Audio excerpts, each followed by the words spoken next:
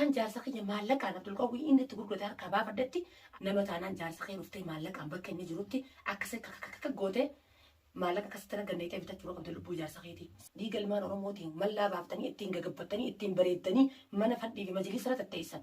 San hundinuu deeyni ilmaan Oromoo ta'uu beeka. Assalaamu alaikum warahmatullahi wabarakaatuh. Daawwattoota fi hordoftoota kiyya jirra jirtu isiniin jecha alhamdulillahi rabbil aalamiin. As keenya galata waaqaatiin arragaa dhufe waan hin dhufeef hin qaba. An ajaa'ibsiifti na gaddisiifti addaanuun beekuu jiru jechisanii. Namni ogguu haraam nyaatee garaa guuttate illaanuu waanuma haasa'uu fi waan dhiisullee addaan hin beeku na fakkaatti. Maaliif hin baaxilamaatu nama lolchiisa ta'u antum na dibte. Namni waan dubbatu waan dhiisullee addaan hin beeku namni ogguu salphate waan qaqqabatullee nu wallaala. Antara hordoftoota kiyya wallaa jecha kun anuma dhibeewu. Takkilmaa ol baateetu nasruu arrabsite jechuudha. Arraan tana nasruun xaliyyii lakka bishaaniiti. Hin beekne maleessee. Nasruun qulqulluudha. Nasruun haqa malees namatti hin deemu. Nasruun namarrallee najjatu. Maaliif jaarsa kiyya san arraan tana qabama jechuutu isii arrabsiise malee. Nasruun namarrallee najjatu isinillee ni beektan hordoftoota kiyya. Anillee hangaan beekuniin beekaa jaarsa kiyya. Na'am jaarsa kiyya san akkamiin baaxilamaadha. Hattuun guyyaa 40 booda ni baaxilamti ujaani isaan ilaa guyyaa 40 san biraa kutanii jiran. Arraga alhamdulillahi rabbil aalamiin hayni afaan qaban funyaaniin dubbataa jaan jechuudha. Maaliif yoo tan taate haqa kana ama 8 tura wanni nasruun ta'e kun. Irra miidhamee, irra rakkatee, irra tumamee, irra waan hin taane ta'e inni kuni Oromoodha afaan tokko dubbatan. Obboleessa kiyya jee biyya sanarraa fuudhee biyya tana fidee jechuudha. Jabuuti seeraa waliin dhufan. Gurguratee maallaqatti. Namni kun maalleen kun baruu mul'ata. Namni kun qaaliidha beeku obboleessa jechuun qaaliidha. Maallaqa baruu fixu ka nyaatee fixuuf jecha ka gara nyaatu ka faayidaa hin qabneef jecha obboleessa isaa ka wajji karaa kana dabarsee naasiif jira jee qoma dhaate san fuudhee fidee gurguratee jechuudha inni. Waan ajaa'iba namatti taatan safuudhatu ni qaanyiidha. Nama ajaa'ibsiifte jechuudha. Anarraan tana ilma namaa tokko ilma Oromoodha. Lammii tiyya saba kiyya maallaqaan hin jijjiiru jechuudha. Arra san hunda bira kunnee immoo gaafa mana Nasruun Jabuutirraa Yemenas dhufu san anaatu Itoophiyaa jira. Tamam. Itoophiyaadhaan jira Itoophiyaa sanirraa jechuudha. Isa tumanii qabanii tumanii waan nama gaddisiisanii beektan ture qabu waan nama godhu telefoona gurraa ulee isaatii fi dimii isa dimgodhanii fi ijeensa boo'icha isaa tu garaa na billeessee anaa fi haadha abbaa isaatillee walumaan garaa nu billeessee akka itti nyaannee dhugnu wallaallee akka itti jiraannu wallaallee Itoophiyaa san keessa horii mana isaaniitirraa hiinee gurguree jechuudha. Maallaqa san erginee fi jechuudha. Tamam. Arra kan namni kan taa'ee mul'annaan bakka jira haasawaa kana dhugaa isinitti hin fakkaatin. Rakkoo nuti gaafa san keessa qonni aadaa fi abbaan isaatiif anillee walumaanuu ni beekaa jechuudha. Akkasitti uumameetiin iyyee boo'icha isaatii fi dimii isaa akka haayii godhuu ergu baattanii ajjeefnaan jaanii.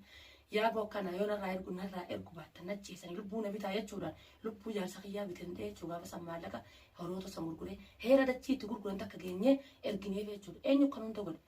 Namni isa godhe obboleessuma isaa ilma Oromoo afaan Oromoo ta'uu isaa na shakkisiisaa ilmi Oromoo tokko dilana naasuu namaa hin dhabu jechuudha. Tamam.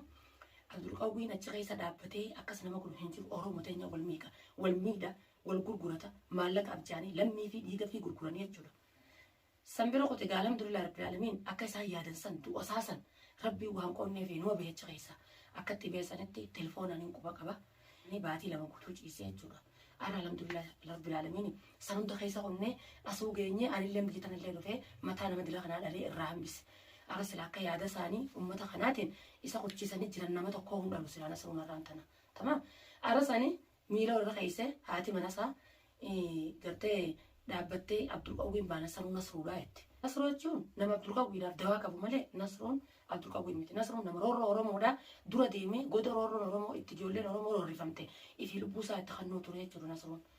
Ara laakiin isin dhiiga gartee abbaan mana siidaa ilmaan Oromoodhaa gurguree qabeenya fidee itti fidee mallaadhaan baaftee ittiin gabbattee teessee gaara keessa deemtu dhagaan isa dhahee miila isaa gartee dhagaan dhahee mammadeessa sani arra isaatu akkaana godhe jee wal qaqqabee agarsiisaa jetti. Waan siingalini jira bu'aati waan siingalini jira. Miilli Nasruun gaarii inni keessa deemee itti dhagaan isa fafotteessan jiru. Gaara inni keessa deeme hin qabu.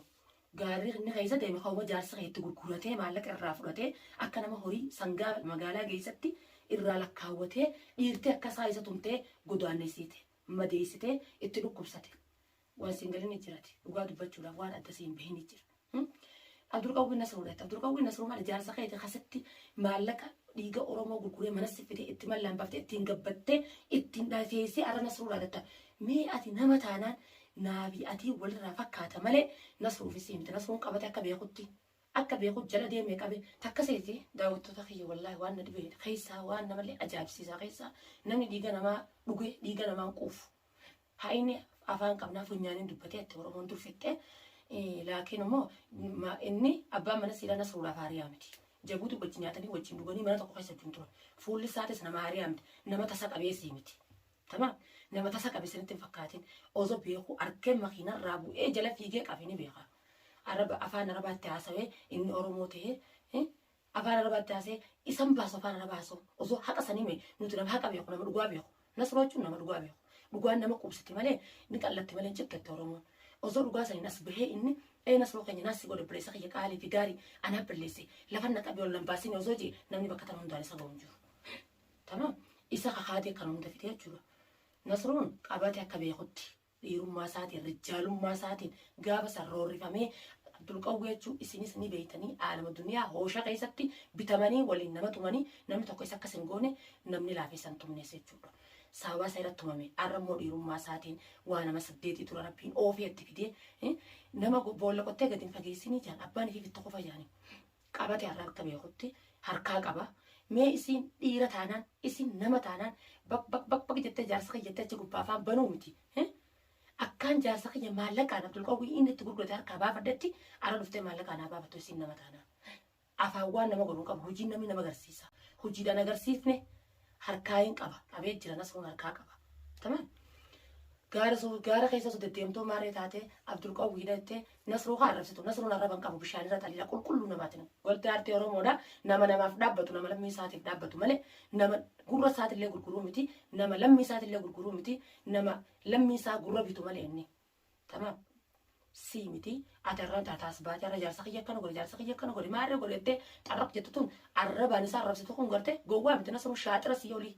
Tamaan gowwummaan qabu isintu gowwaadha. Kamiila warra keessanii dhiiga ilmaan Oromootiin mallaa baaftanii ittiin gagabbattanii ittiin bareeddanii mana fadhii fi majliisa irra tatteessan. Isaan hundinuu deeyni ilmaan Oromoo ta'uu beeka. Tokko lama kanan goone jaarsa kee Nasruu bichaa sitti hin fakkaatin. Qabeenyi inni gurguratee si fidu sana eessaa fiddattee maan gaafatin duraan tursee amma dhaabbattee Nasruu arrabsuu dura jecha namaa jechuu dura duraanuu namni hogguu salphatee carqiin qaamarraa buute salphina kunu nuti hayaa fi kabaja qabna nu Oromoo jechuun haya qabna kabaja qabna maallaan jaanii qabna. Laakiin gurra keenya ni binna malee Oromoon gurra keenya gurguru isin gurra keessan gurgurtaniiti haraam namaatiin garaa baaftan. Bifa jaarsa keetii san hunda haraam namaatiin fittan. Haraam uummata Oromoo ilmaan Oromoo dhiiga ilmaan Oromoo dhuytanii tamam. Laakiin nama taanaan jaarsa kee dhuftee maallaqaan bakka inni jirutti akkasii akka goote maallaqa akkasitti arganneetee bitachuu qabda lubbuu jaarsa keetii. Sanditti akka inni jaarsa kiyya godhe san nuti illee godhu teenyaa jechuudha itti dhufuu teenya fannifnee akka inni ruuza adii jaarsa kiyya dura naqee nyaachisan ittiin bira taa'ee nyaachisuu ta'a. Tamaa afaaniin dubbachuun humna qabdu humna qabaannaan dhufu afaan maabish faayidaa afaan faayidaan qabu siif ni mata ati intala Oromooti jaarsi kiyyaarra na biraa gabbee maallaqa wayyaa yoo nafide ana haati mana isaa ni gaafadha abbaan mana kiyyaa dalagaa jirtu waan kana isaa fidee naaf itti jeetiin gaaffii godhu haati nafide moo dhiiga namaa nafide moo jeetiin addaan baafadhaa jechuudha. Teessee hagu kasi guutu san hayni kun maaliin kun isaa fittee maa yaadin haqa wajjin haqa ilmaan Oromoodhaa dhiiga ilmaan Oromoo wajjin dhidhimsatanii wajjin gaggeessanii asitti Oromoo keessanii hin qaanfattu har'a akkamitti jaarsa kiyya mul'atetti sulolchiisa malee akkamitti irra qaban hattummaa isaa sana akkamitti irra qaban jechuun sulolchiisa malee ati mee waan biraa maaltu sulolchiisa mee naa himi ati immoo wallaahi naafi ati waliif teenya bal'inaa waliif dhufuu teenya laakiin immoo Nasruu maleellee ragaan itti as bahu ta'a innillee itti bilbileen nama wajji akkas ta'e hunda qaba gurraan hordoftoota kiyya kana hordoftoota keenya dhageessisu teenya gurraan sagalee ragaa sirra bahu teessu. Arranuun shaakura ta'ee nuti nurraa hin shooqamsu nuti haqarra lollee haqa keenyarra lollee namni haqa feetirratti lolle namaa miti ija rabbiillee nuti jechuun haqa keenyarra lolle shahidiidha yoo irratti du'ellee waan kana arra alhamdulillah rabbil alamin gocha Nasruu deengadda godhesan arra rabbi oofeetti fidee harka kiyya galuun harka kiyya deebisuun kunu alhamdulillah fidee rabbii wala faansi fide guyyaa takka rabbiin namaa wala faansi dhaaba yakka naman godhin hamtuu naman godhin ni ta'a Oromoon jette san garte hamtuun inni godharraan tan kun waan inni dalagate dalagaan isaa dhufteef tanuma. Yo silaa gaafa san kayrii fi tola dalagate ara tolumaan isaa fidee saayiba isaati wajjin nyaatanii akkuma deengadda jabuuti wajjin turan sanii bashannana wajjin arrahamtu inni godhe san tuutu hamtuun isaa deebi'e jazaa isaa deebi'e jaarsaqee. Daawwattoota hordoftoota kiyya wallahi wabillahi waan nama garaa gubu tana hijaan tanas rubicha amte talimaan oromoo guutuuti alhamdulillahi rabbil alamin arkuuf teessanii walumaanuu itti dhufuu teenya ammoo isii achirraa akkasii bakka jettee nas arrabsisu santuutu arratan hundaa na dubbise malee annama tanaa hundallee dubbatullee miti gura muran qaawaa afaan beekaa dila kana namaan jawwa jechuudha viidiyoo biraatiin hanga walitti deebinutti hordoftoota daawwattoota kiyya nagaa annaa jiraadhaadha assalaamu alaikum warahmatullahi wabarakaatuh isiniin